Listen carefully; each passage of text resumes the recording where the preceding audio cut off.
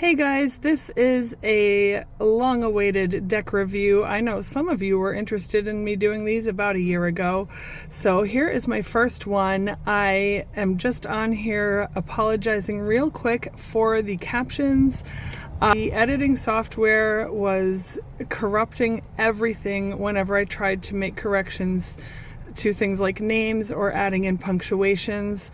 So bear with me, and I'm going to try and keep working on that for future videos.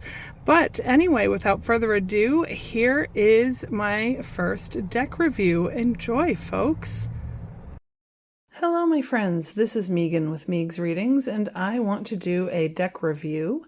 You are looking at the box from the Winterseer Animal Oracle by CLO Thompson, and I certainly hope I am saying her name correctly. And let me just put my hand in here so you can see how big the box is. It's a good size.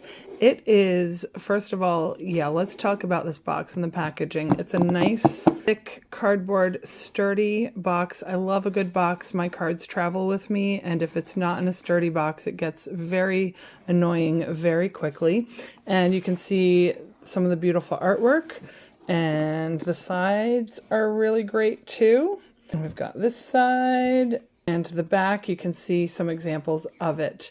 CLO does rely heavily on Celtic and Norse meanings for the animals in this deck, but she also has done a lot of her own interpretations. And as you can see, this is a magnetic side to open it, which is fantastic. This is a heavily used deck, so I have already taken off the outer layer of plastic that came on it. As you can see, it comes with a good thick book, which we'll get into. And I'm tipping this up so these guys are falling out. I have to say, I love when cards do not come with super heavy, hard to remove plastic packaging on the inside. I'm always afraid that if I take scissors to it, I'm going to damage the cards. And these did not. They just had the simple band across the center keeping them in. And then we have this so that you can easily pull them out when you're ready to use them. But let's talk about this guidebook. This is one of the best written ones I've come across. Has a different cover than the cover from the box itself. And inside, as usual, we have an introduction about the cards and about her inspiration, and then some guidance on how you can use an oracle deck, especially if you have not done this or you are new to doing readings. There are some suggestions like throwing the cards, a 3-card spread, how you can use this deck, and how you can do readings in general. And then we get into the card meanings, and just about every blank page is not blank. It has pictures from the cards themselves. And for each card, you have a larger picture of what's on the card. So this is for the Badger card.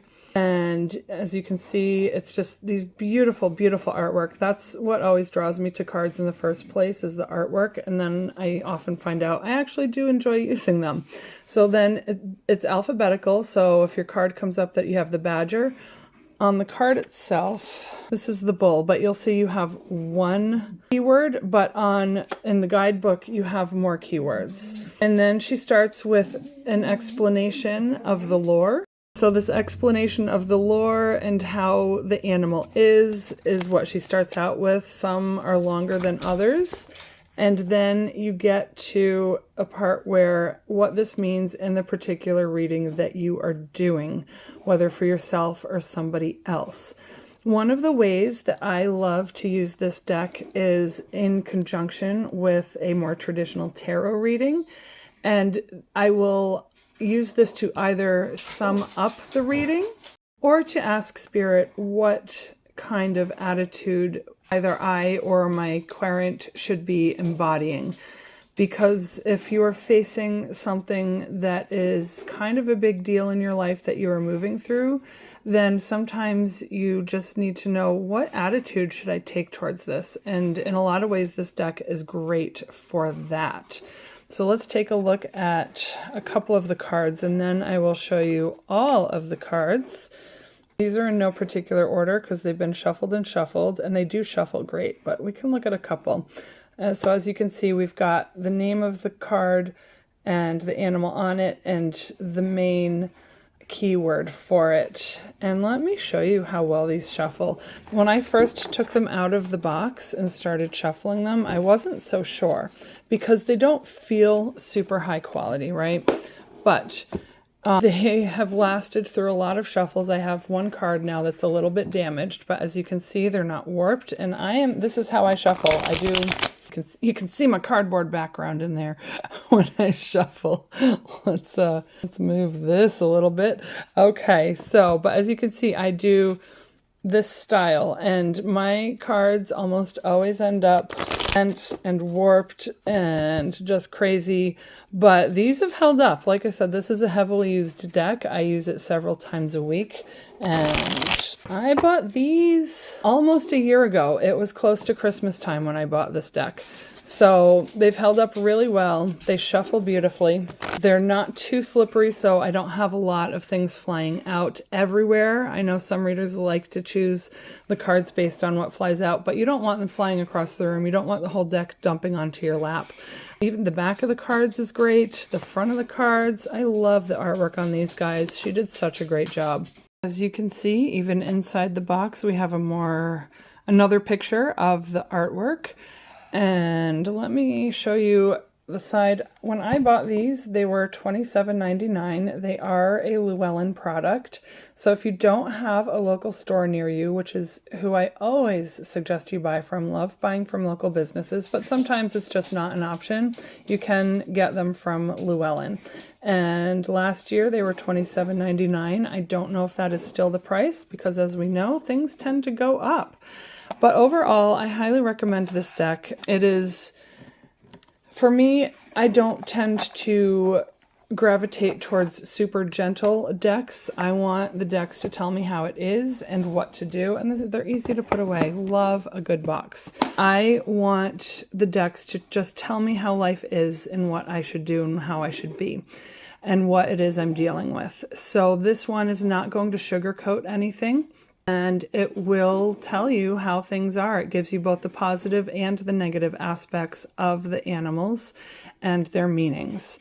So it is a great addition to tarot readings. It can stand alone. Sometimes I'll just pull a few of these if I have a question. And I highly recommend checking this deck out, especially if you are drawn to animal spirit and to animals and just love some beautiful artwork. Okay, I was gonna try and be more specific about that, but yeah, here we go. So I'm going to end this by showing you quickly each picture from each card from this deck. Again, they're in no particular order because I was not going to go through and re-alphabetize them. They are in the order that I pulled them out of the box initially, and that's what you get. I hope you enjoyed this. And let me know what you think. Do you have this deck? Do you want this deck? What kind of oracle decks are you drawn to? Have you even used them? Tell me all of the things. Leave me a comment. And I will see you in the next one.